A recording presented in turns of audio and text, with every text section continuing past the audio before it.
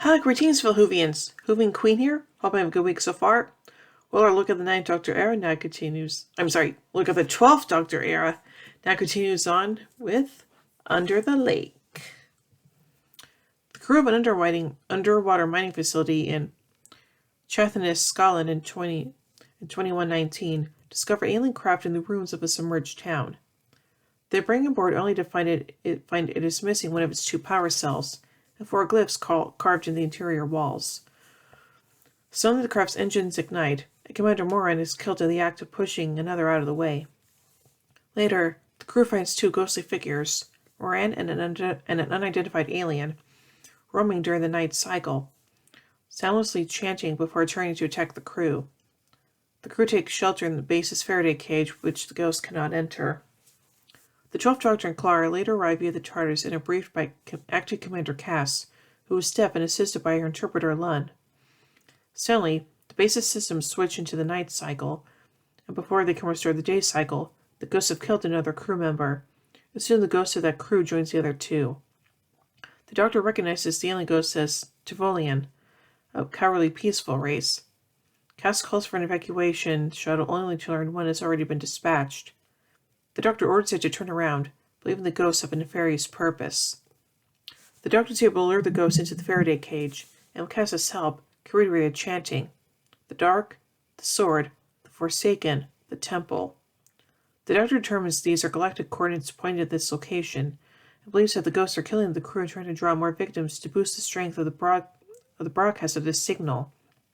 However, only those that have seen the glyphs in the ship are susceptible to the ghost's influence. Using the base's remote drones, they find a collective stasis chamber among the ruins, which the Doctor suspects is what the coordinates point to, but they cannot open it. The Doctor determines he must go back in time before the town was flooded to find the origin of the signal. The ghosts immediately hatch ways to separate Clara, Cass, and Lund from the Doctor and other Doctor and crew members O'Donnell and Bennett. The Doctor promises Clara he'll be back, and takes O'Donnell and Bennett with him to the TARDIS.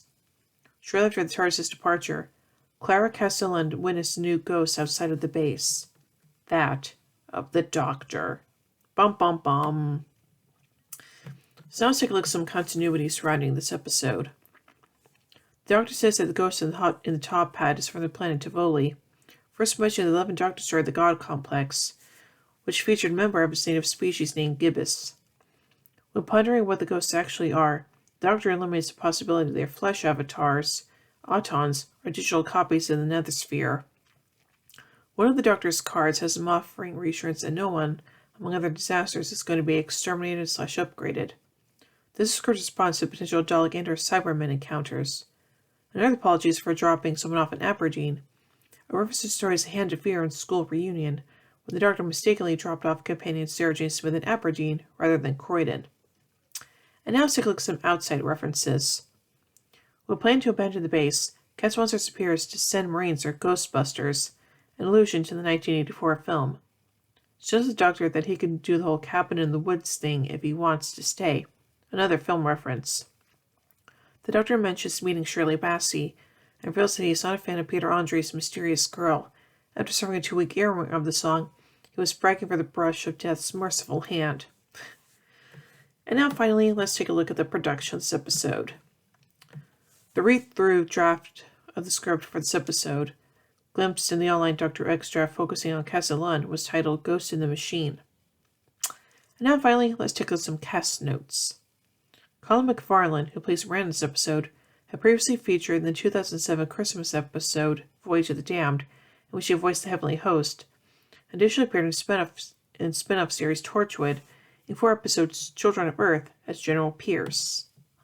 Interesting.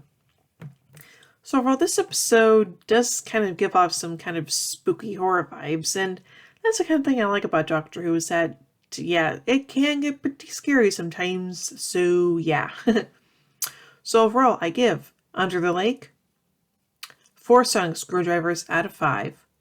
Well, anyway, tune in next time as we take a look at the conclusion of this story, Before the Flood.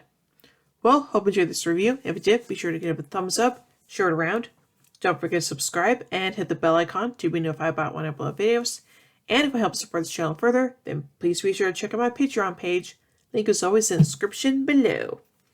Anyway, Until next time, this is Hooving Queen saying, "Oh my giddy aunt! When I say run, run! Above the polarity of the neutron flow. Would you like a jelly baby? Fantastic! Allons-y! Geronimo!"